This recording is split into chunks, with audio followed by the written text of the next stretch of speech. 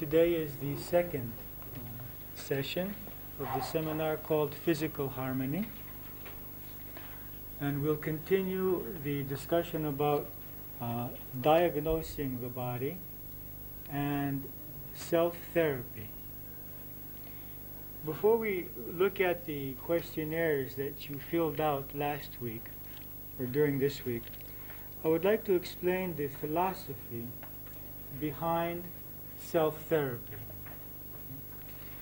The basic concept is that there is one basic universal energy in the universe that we live in, and that every person and every animal and plant, every living thing, and even inanimate objects are sustained by that one energy, which one person may call God, another may call supreme energy or universal consciousness. Each has his own way of describing, feeling, or relating to this basic cause of all life.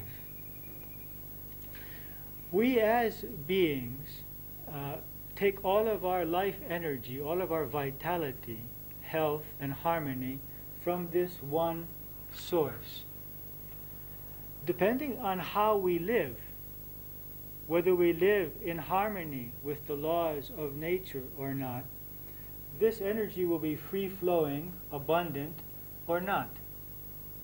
When it is not abundant, when there is a lack of this bioenergy or this life energy in our systems, or when it's not flowing freely through all parts of the body, and that we even add through all parts of the mind, then we have the result is called illness. The result is that we begin to manifest symptoms of disharmony, that this energy is not flowing freely and abundantly throughout our being, emotionally, mentally, physically, and on the energy level. So what we are interested in doing is analyzing our physical bodies, and eventually, in the second part of the seminar, our emotions and our beliefs, and discovering where this flow of this health or supreme energy or bioenergy is being blocked, and what we can do to free it. And that's self-therapy, learning what is the cause of my illness, or my lack of energy, or my lack of peace, or my lack of harmony, and what I need to do to recreate that. Now, you had a diagram last week in which we had you had a picture of a person, and you were asked to, I'm not an artist as you can tell, you're asked to mark on that diagram the parts of your body where you have problems. The problem could be pain, it could be dysfunctioning, it could be a numbness, a weakness, or it could be something like anemia or asthma or colitis, whatever it may be. So let's say that someone marks on his diagram his shoulders, intestines, perhaps the lower back pains. There might be some problem with the neck, or some headaches occasionally. And if someone doesn't have serious problems, you just may see that there are certain parts of the body which begin to show signs of weakness. When we're tired, or when we're upset, those parts of the body become tense, or begin to manifest some symptoms. So the question is, first of all, what is the cause? And this we'll analyze a little later on. What we want to discover is how I can bring that universal energy again in contact with those parts of the body. Now, this universal energy, or this healing energy, takes various forms in the body. The first and most concrete form is the blood. we're always interested in bringing more blood flow to parts of the body which are suffering, because the blood contains within it oxygen, nutrients, hormones, antibodies, and also removes from that part of the body any kind of waste products or toxic materials which may be accumulating there. So the first question I would ask if I have problems with my neck or my shoulders is, how can I increase the blood flow in that part of the body? Now, how can we increase blood flow? One way is by positioning the body in such a way that gravity brings more blood to that area. So a very simple exercise would be to lie down and put my feet on the wall. Automatically, I'll have an increased flow of blood in my shoulders and neck. Another way of increasing blood flow is movement. So if I move that part of the body, if I move the shoulders, if I move the neck, that movement is causing an increase of blood flow in that area. Another way is through heat. If I apply a heating pad in that area, the heat or even cold increases the flow of blood in that area. Breathing increases the flow of blood. The flow of blood through our body has two mechanisms. One mechanism is the heart, which is pumping the blood through the arteries, and the other mechanism is the expansion and the contraction of the lungs, which causes a vacuum in the veins and pulls the blood through the veins upward toward the heart, to the lungs, well, towards the lungs and then to the heart. So we have positioning, we have movement, we have breathing, we have heat, we have massage. All of these can be used to increase the flow of blood to the part of the body which has the problem. The second source of life energy is the nerve messages. So the second thing which interests us are the messages which are sent out from the brain, go through the spinal column, and eventually end up in the various parts of the body, in the organs, in the various muscles and limbs. To understand that more clearly, take a look at the page that you have, which is labeled 4 and 4A, in which you can see the various vertebrae in the spinal column, and you see various nerves coming out from those spine vertebrae and going to various organs of the body. When those nerves are pinched, or the muscles are tense, or a vertebrae goes out of position and presses on the nerve, or inhibits in some way the nerve impulses from arriving to the liver, to the gallbladder, to the kidneys, to the intestines, to the legs, to the arms, to the eyes, to any part of the body, to the brain, not to the brain, but to any other part of the body, then that part of the body is not receiving the messages which it needs in order to function in a healthful way, in a healthy way. And we have dysfunctioning of that organ. So the second thing that we're interested in is how we can free those nerve messages, which means basically freeing up the spine from any kind of irregularities which may exist there, any kind of tensions on the right or left of the spine, or disc problems or vertebrae problems. And secondly, freeing up the joints, because it's also at the joints that the nerves can become complicated. So we're interested then in seeing which exercises I need to do in order to free those parts of the body from which the nerve endings are flowing to the part of the body which has the symptoms.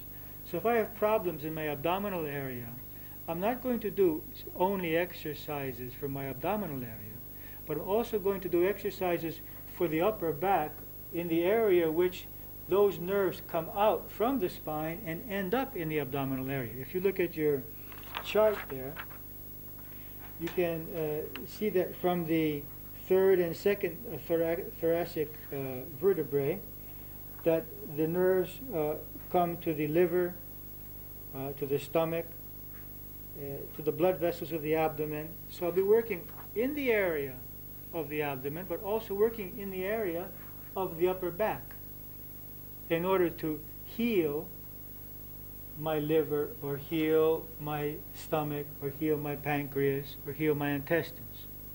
So we're interested in the blood flow and giving a massage to that area of the body, working that part of the body, but also working the part of the body from which those nerves are flowing. Also, the opposite can happen. That is, by not eating properly and creating disturbance in my stomach or intestines, I can create then a corresponding tension in that part of the spinal column, and then create problems in the spinal column through the organ. So both can happen. We can create problems in the organ through the spinal column, and in the spinal column through the organ, particular organ. The third way in which this universal energy arrives to the various cells and organs of our bodies is through the hormones. There are two master systems in the body. It's the nervous system, which is regulated by the hypothalamus gland, the autonomous nervous system, and the endocrine system, which is regulated by the pituitary gland, both of which are very close together in the brain. And these two glands communicate between each other, one giving chemical messages, the other giving electrical messages, which govern all the other systems of the body. The circulation, the defense system, the skeletal system, the muscular system, the digestive system, all of these are controlled by these two master systems. So when the nervous system is not in harmony, or the endocrine system is not in harmony, then we have a wide variety of psychosomatic illnesses which can manifest in the body. Now, the question of hormones is a much more complicated situation, because it's not simply that a certain gland controls a certain function, but there is a very intricate cooperation between all of the glands of the endocrine system. And so when we want to bring balance to the endocrine system, we have to work on all of them together.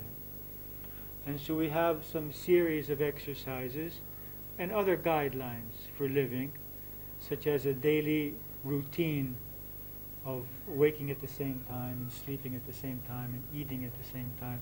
It's very important for the endocrine system, because it's that part of our being which is very much affected by rhythm and the rhythms of nature, and rhythm is very important for harmony.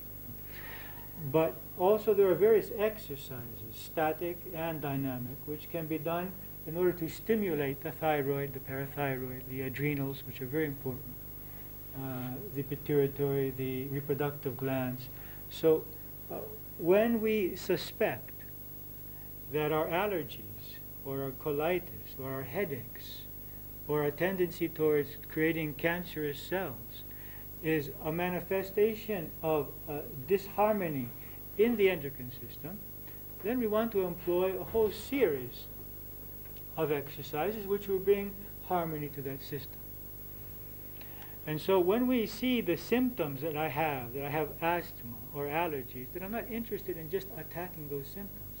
I'm interested in the hormonal state, which may be causing that, in any kind of blocked nerves in the upper back, which may be obstructing my breathing process. I'm interested in bringing more blood flow to that part of the body so that those muscles are able to relax and I can breathe more freely. So I'm interested in a more holistic approach. And as we see later, I'm also very interested in the emotions, which may be playing a role here, because especially in our modern day life, emotions are responsible for at least 80% of our illnesses. You have been given a chart which shows the endocrine system.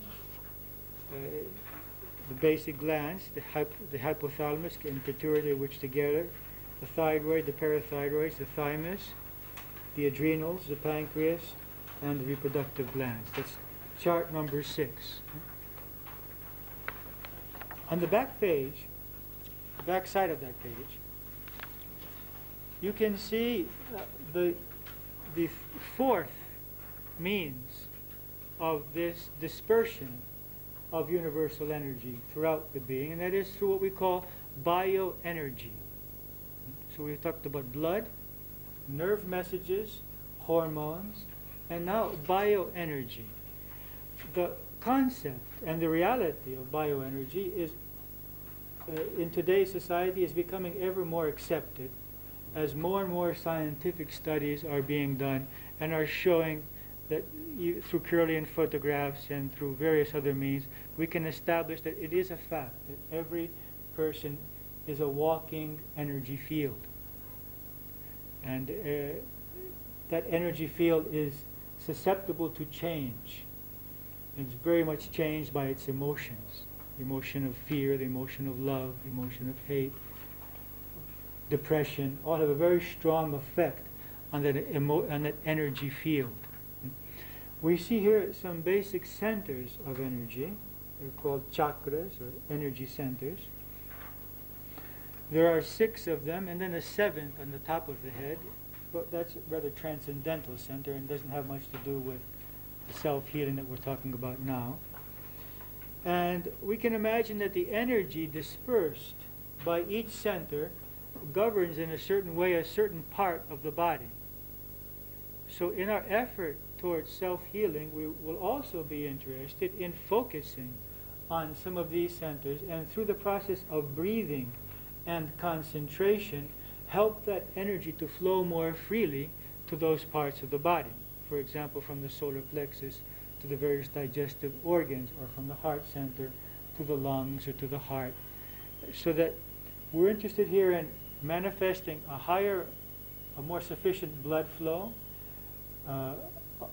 unobstructed nerve messages flowing to that part of the body which is suffering, a hormonal balance, and a free flow of this bioenergy.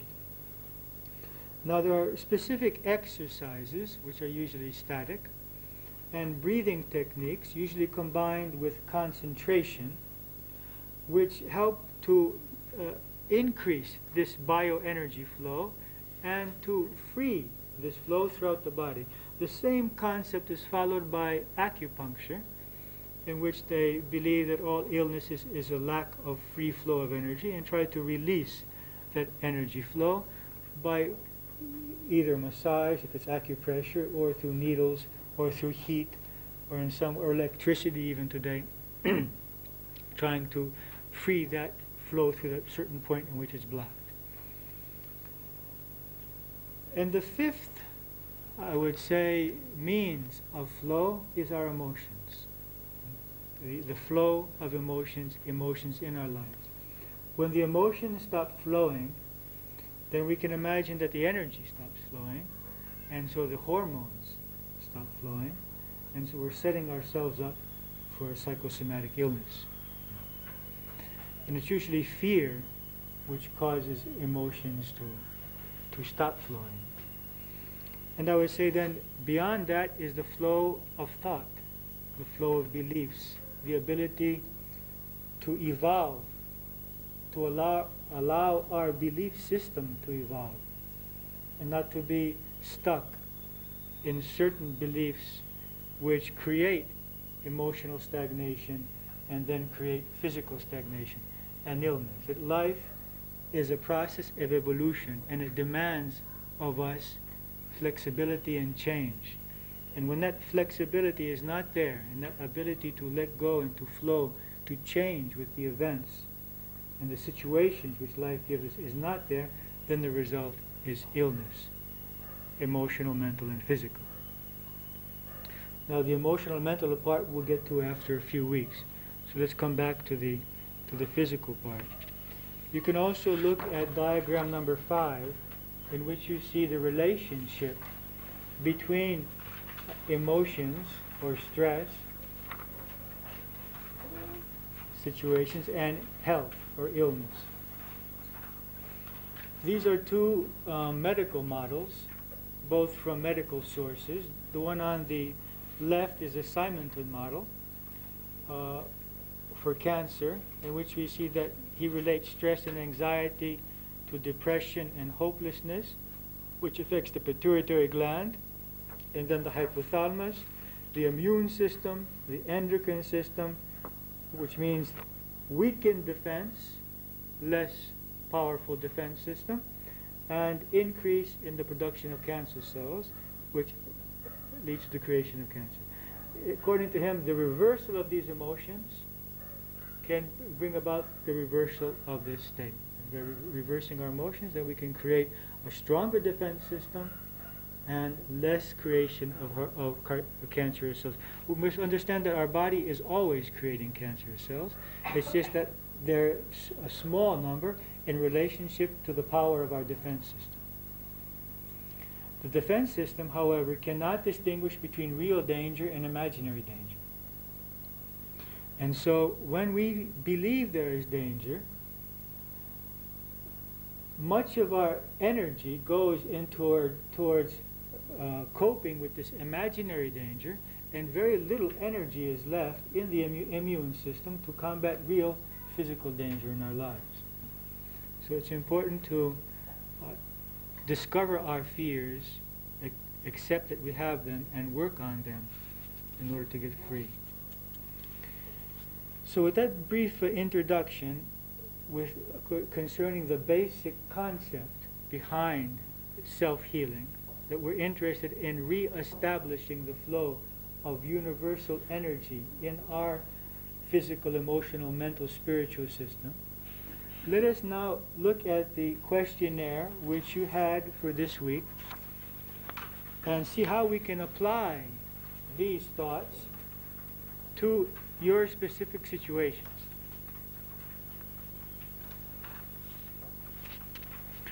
Now, I would bring your attention to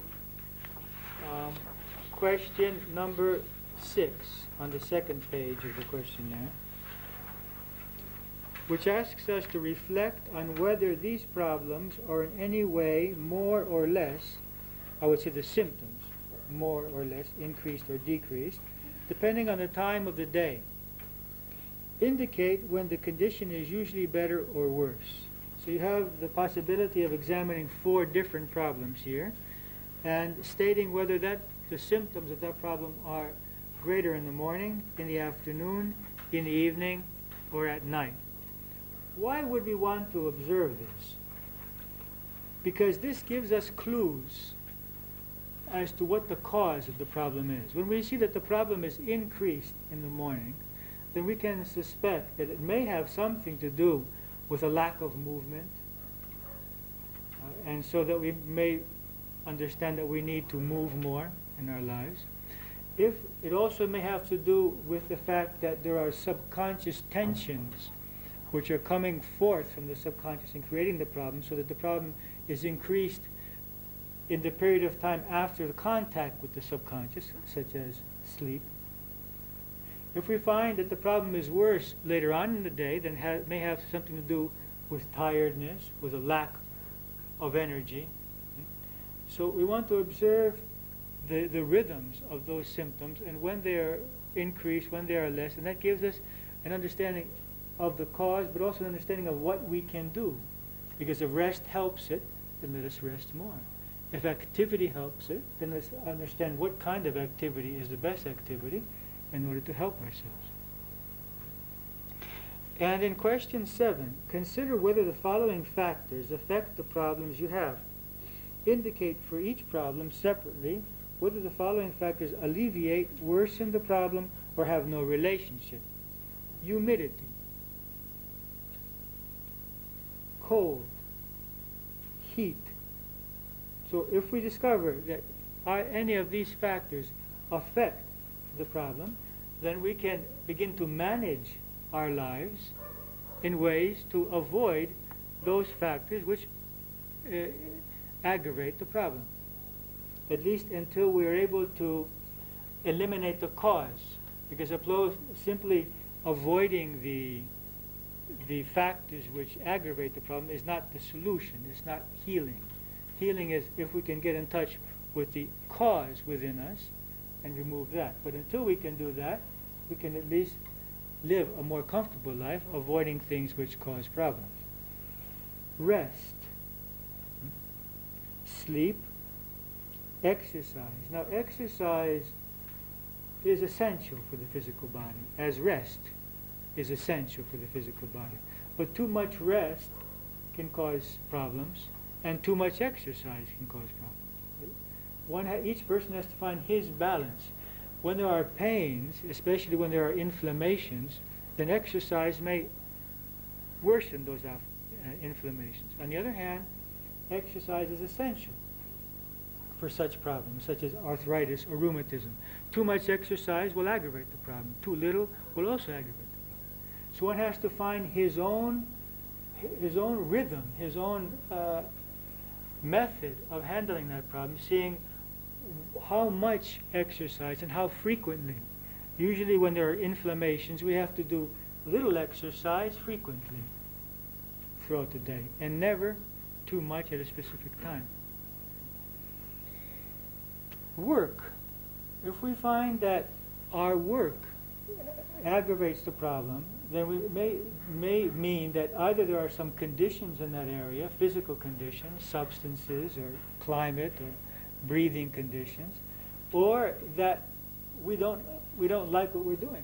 There's some kind of stress involved there, which is making us ill. We may want to look at what is that. Vacations and weekends. So there are some people that get worse on the weekends because working makes them occupied with external things, and they become much worse when they don't have something to draw their mind outward, because that's also a drug. Workaholic, as we say. On the other hand, other people may feel much better on the weekend or on vacations because either the tiredness or the stress or the conditions of the work is causing them to become ill. So all of this has to be examined, and each person has to find his own solutions. Eating. We're going to speak about dietary guidelines next week. But I would ask each person to begin to observe how he feels after each meal. How he feels. And so that he can discover his own perfect diet, because there is no perfect diet for all persons. Every person is unique and has to discover what helps him. And one way our body has of helping us understand that is how it feels after we eat a meal. Emotional tension. Most of us will discover that emotional tension has a very direct effect on any physical problems that we have. Anxiety and tiredness. So for next week, I would ask that you examine all of these aspects, see how they affect the various symptoms of tiredness or weakness or physical problems that you have, so that you begin to manage your lives in a different way, because two people can have the same weakness, one person living with respect for that weakness and thus living a very full, active and creative life, and the other person not respecting that weakness, ignoring it, so that he gradually becomes debilitated, he becomes unable to function effectively and creatively. That's in our hands to respect our bodies and our minds. Now, the next question. When you are tired, run down, nervous, or full of tension, which parts of your body are affected? Describe how your body is affected. Do you have pain, discomfort, tension, trembling, muscle spasms? Most people have their tension in the abdominal area, or in the neck, in the head. Other areas which you have discovered? How many in the arms? Anyone have tension in their arms? In their thighs, the legs? But most people are in the abdomen, neck, and head, eyes, tension. Number 9. What are the main contributing factors which cause your body to become tired or stressed or out of balance? This is a very important analysis to do. Is it the way that you eat? Is it the lack of sleep, lack of rest, lack of exercise, lack of proper breathing, emotional tension? Each person should try to discover for himself the factors which cause him to come out of balance. Smoking, drinking, eating too many sweets, eating too much in general. All of these have a certain effect on the body and on the mind. Now the next 4 questions have to do with our image of our body. We must remember that the body is a manifestation of our mind. It's a physical manifestation of our thoughts. And thus our thoughts about the body have a great deal to do with creating the type of body that we create. So it's very important to answer these 4 questions honestly. What do you consider to be the strongest, healthiest parts of your body? Now they may not be the strongest, healthiest, but what I'm interested in learning is what I believe are the healthiest and strongest, because that belief will be transmitted to those parts of the body, and they will gradually become as I believe. And the next question, what do you consider to be the weakest parts of your body? And that image of weakness, even if we may have some proof in the past that that part of the body is weak, maintaining that thought form, maintaining that image of the body, only makes it more that way. It only increases the weakness. It's very important to cultivate a positive thought form, positive image of our body, without pain, without illness, without suffering. Number 7, which parts of your body do you like the most? We may like a part of our body because we believe that it's beautiful or handsome, or because it functions well. And that brings us to the next question. Are there any parts of your body which you do not like, or from which you feel a lack of contact? Please list them. We may feel alienation from a part of our body which creates pain, or which we believe spoils our appearance, or creates rejection from other people. And we may have negative feelings, a negative attitude towards that part of the body. Some examples that I remember from personal appointments with persons.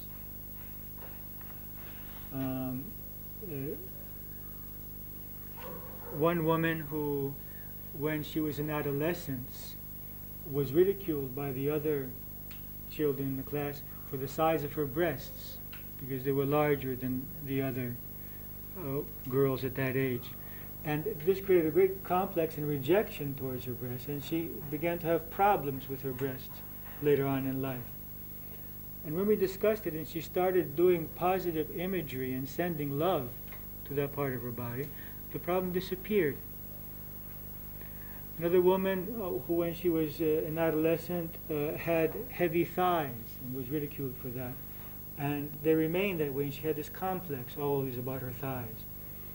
And when we suggested that she stroked her thighs and spoke to them in a loving way, that changed. Another woman who was very tall in adolescence and was ridiculed by the others for being very tall and different from the others, created upper back and neck problems by wanting to be hunched over and not for anyone to see how tall she was in relationship to the others. And this created a large number of problems in this area, which gradually she removed by accepting that part of the body, and also massage and other things. Also have seen a number of people who reject the reproductive organs because they've been programmed in childhood that this is evil or a dirty part of their bodies.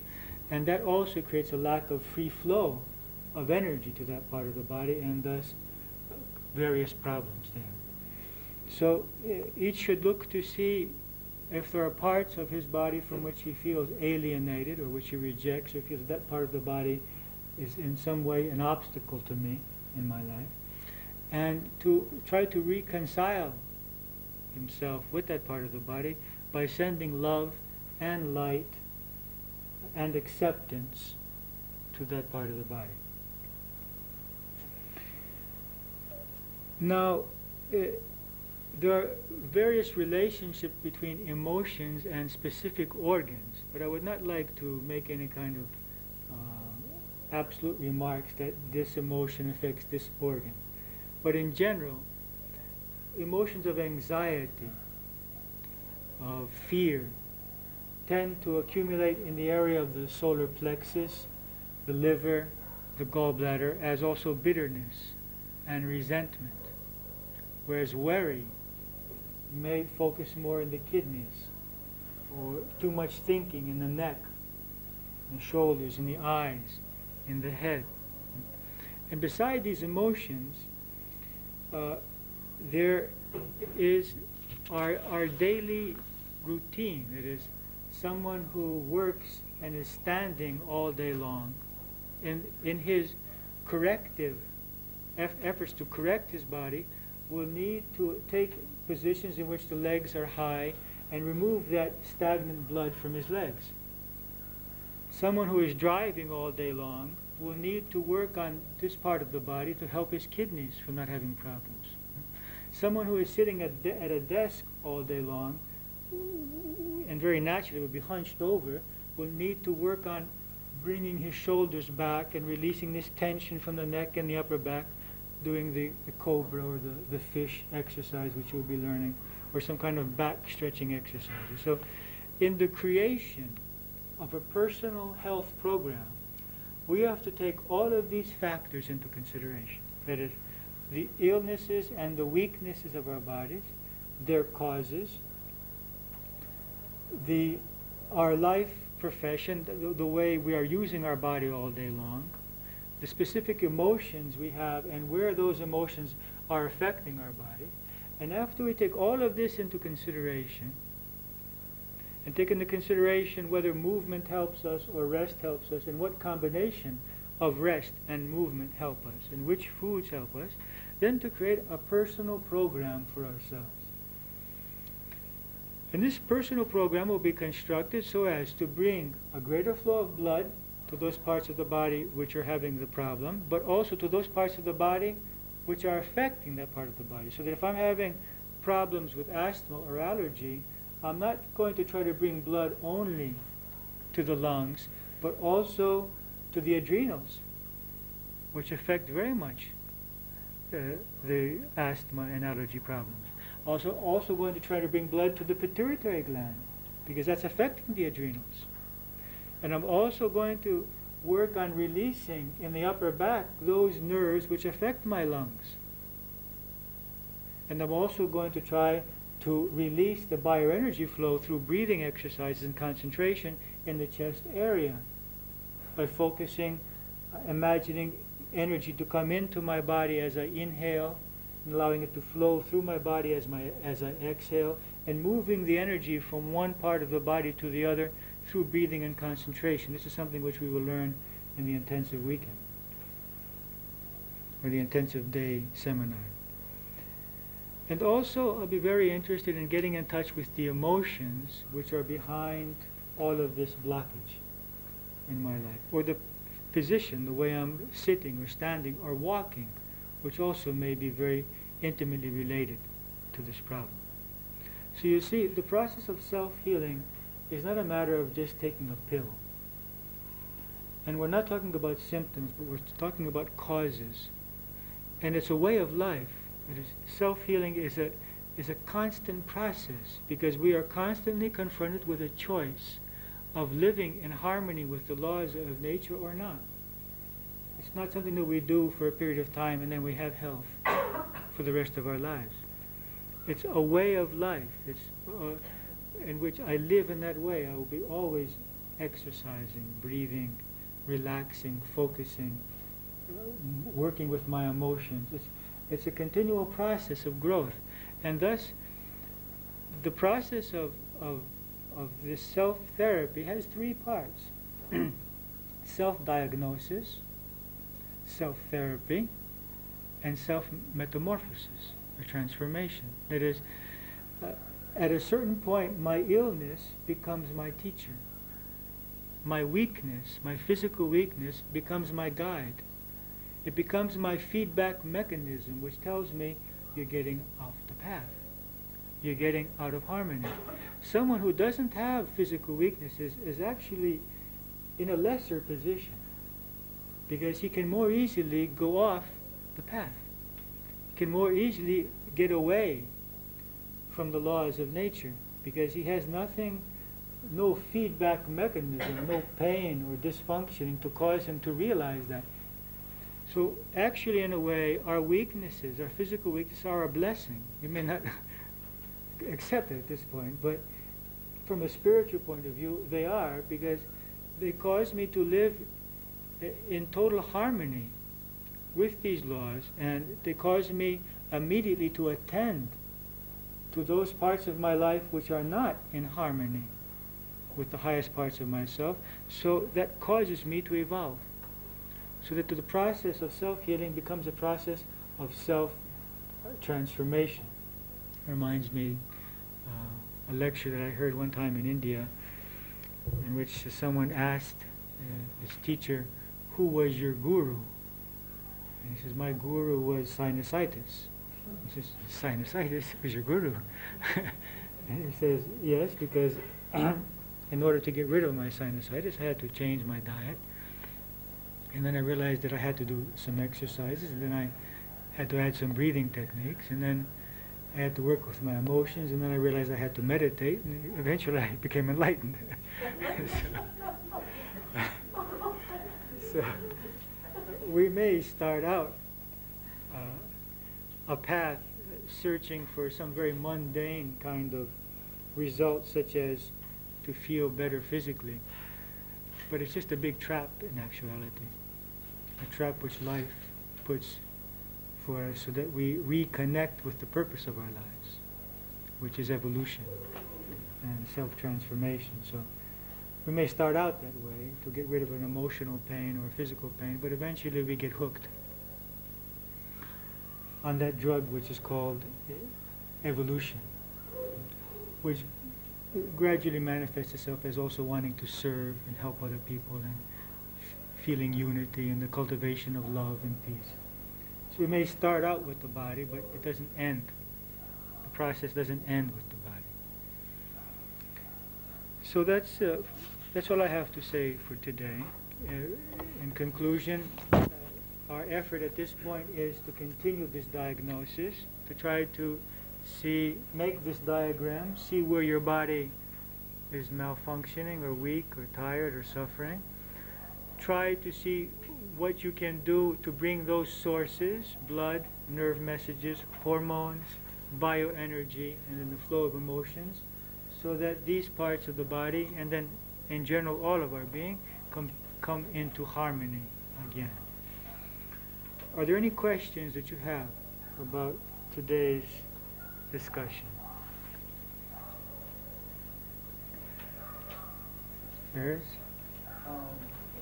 You talked about the sort of feedback mechanism that Yes. one can, for example, in changing the diet from going from normal eating to being a vegetarian, and looking at the mechanism that you can use to tell if you're doing well or not. Is it possible to get short-term good feedback that is misleading? Yeah. Of course. I mean, if you drink a bottle of wine, you may get good feedback for a few hours, and then after the next day you feel quite badly. It is very possible to get short-term good feedback. Or eating chocolates, for example, will give you 15 minutes of high, and then you feel badly again. Exactly, but in another way, isn't that it's possible in a less obvious way to face these kinds of things? Well, you're not going to look at the very short. I mean, if you see, well, I feel well now, but you see that after a few hours, every time I feel much worse, then we put two and two together and realize that, well, that's short term. and the long-term result is not beneficial. You'll see that. You won't be so misguided. The reason I'm asking this is because usually people who go and become vegetarians, one argument that it's not a good idea is that in 15 years you'll become anemic. There are obviously very immediate good effects of becoming vegetarian. You feel lighter and everything, but the thought that maybe in the very long term something can go wrong. Well, I've been for 25 years, and I give blood regularly. I haven't become anemic. I mean, I don't believe that. Also, how many million Hindus never ate blood in their lives? And they're not all anemic. I think it's a myth, to tell you the truth. I mean, there are millions of people that are born and live without ever having eaten meat.